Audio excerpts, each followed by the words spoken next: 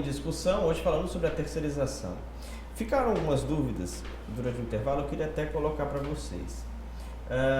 Uma questão de um acidente de trabalho, por exemplo. Fernanda, quem é que resolve essa questão do acidente de trabalho? Quem é que responde na justiça? No caso de uma indenização, como é que funciona isso? Olha, Rafael, o próprio acidente de trabalho, ele pode ter várias nuances, né? Ela pode ter o quê? Acidente de percurso é considerado acidente de trabalho. Pode ter um acidente ocorrido, né, na empresa, por mais que não seja em razão da função que ele exercia, também a empresa ela tem que emitir pelo menos a comunicação de acidente de trabalho, que é o CAT, já que foi no ambiente da empresa. E existe também o acidente de trabalho em razão da função que ele exercia. Inclusive, adquirir doença em razão daquela função também é considerado um acidente de trabalho.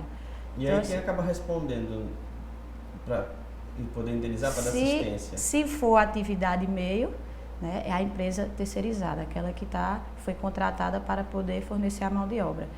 Mas, como eu mencionei um pouquinho antes, se for provado que a empresa prestadora, que é quem contrata a outra, ela não exerceu a fiscalização perante essa outra empresa, a terceirizada, ela torna-se responsável de forma subsidiária, que então, significa... Tem que ter uma fiscalização, também é dever da empresa fazer essa fiscalização. Que significa o quê? Que, primeiramente, vai tentar se cobrar da empresa terceirizada. Caso não seja satisfatória ou positiva a execução em face dessa empresa, aí transfere-se para a empresa tomadora. Davi, você falou de um ponto que a gente precisa falar também. Tá, dentro do projeto de lei tem uma nomenclatura sobre quarteirização, ou seja, seria um quarto estágio dentro dessa terceirização. Ou seja, meu funcionário, eu demito o funcionário e faço com que a terceirizada contrate o funcionário que eu volto para dentro da minha empresa. A legislação proíbe. Esse vínculo, se eu demitir um funcionário, ele só pode vir trabalhar na minha empresa, mesmo que ele seja contratado pela terceirizada 2 anos depois. O projeto de lei que está em tramitação está querendo trazer para 1 ano isso, certo? Ou seja, você vai trocar um vínculo de trabalho direto com a empresa para chegar a esse ponto de vir por outra empresa trabalhar nela. Isso na atividade meio, isso já identificando uma atividade meio, certo? Atualmente não pode a atividade fim, mas meio eu poderia fazer. Nesse caso, seria para já dar uma perspectiva na atividade fim. Isso acontece já atualmente com esse intervalo de 2 anos? Acontece. Eu acho que a gente, na verdade, tem que... Esse intervalo de 2 anos é um intervalo extremamente longo. Nós poderíamos reduzir muito o número de reclamações trabalhistas se a gente pudesse, por exemplo, levar em conta que ao final do contrato de trabalho há um recibo de quitação, certo? O trabalhador assina, a empresa assina, o sindicato assina ou o auditor do Ministério do Trabalho assina, conferindo todas aquelas contas que estão sendo pagas. Lamentavelmente, esse documento, esse instrumento não é reconhecido na Justiça do Trabalho. Então o processo começa todo de novo e há uma peritagem, há uma verificação, as contas são refeitas, a empresa é obrigada a comprovar e apresentar todos os documentos e tudo mais. E, inclusive, a gente tem que levar em conta que é o seguinte, há muitas questões subjetivas na comprovação, nas comprovações na Justiça do Trabalho. Há muitas questões que não são, vamos dizer assim, há evidências, como a doutora está colocando, uma dúvida, vamos dizer assim, se houve a fiscalização ou não, deve haver um documento, um instrumento. Mas a questão principal é que a legislação favorece muitas interpretações subjetivas.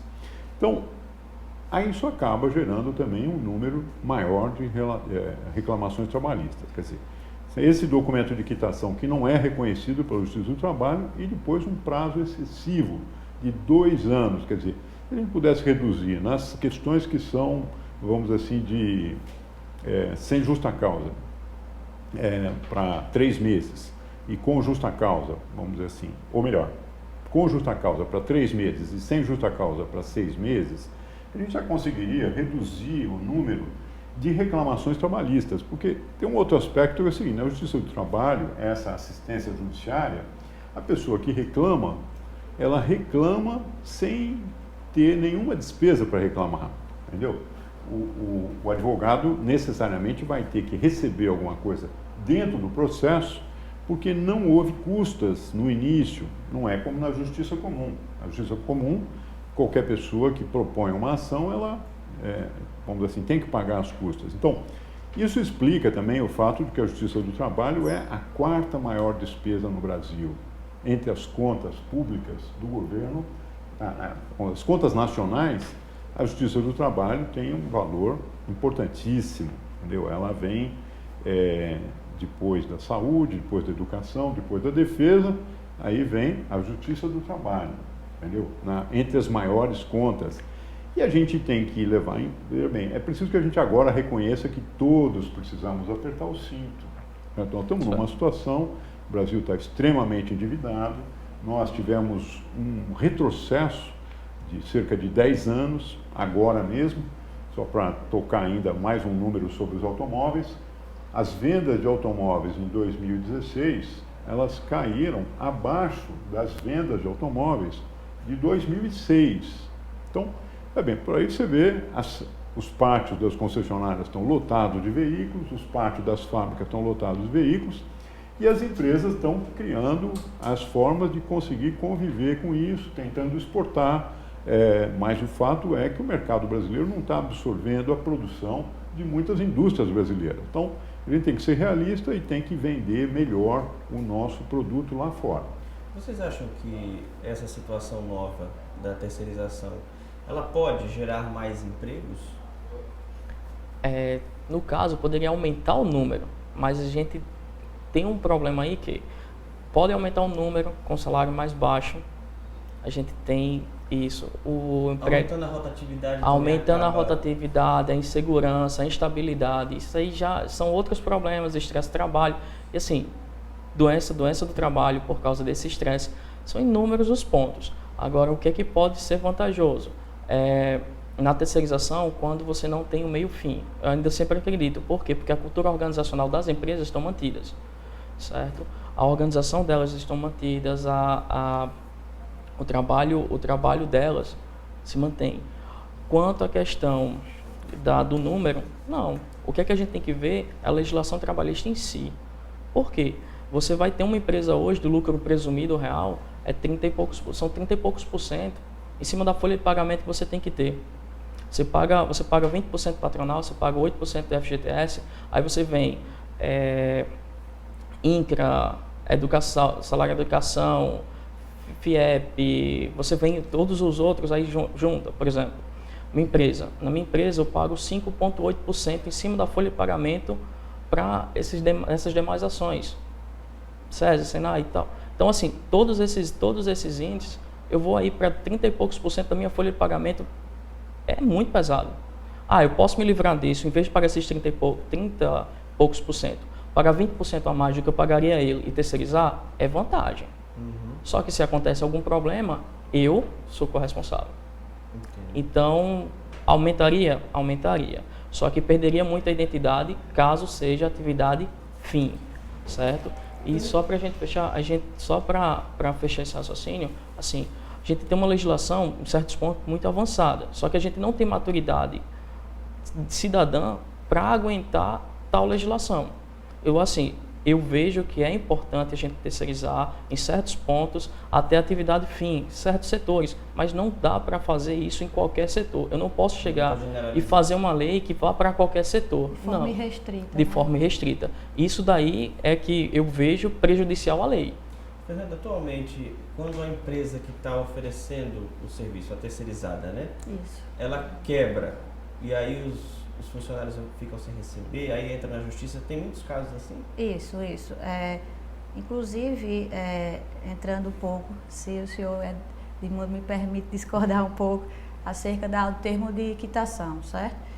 Quando a empresa quebra, geralmente é comum os funcionários serem demitidos sem que sejam pagos nada a título de verbas rescisórias, certo? Mas há casos em que é pago, assim, né? Nós vamos discutir as diferenças, é o que chamamos. Não é que a justiça não aceite aquele termo, aquele recibo, certo?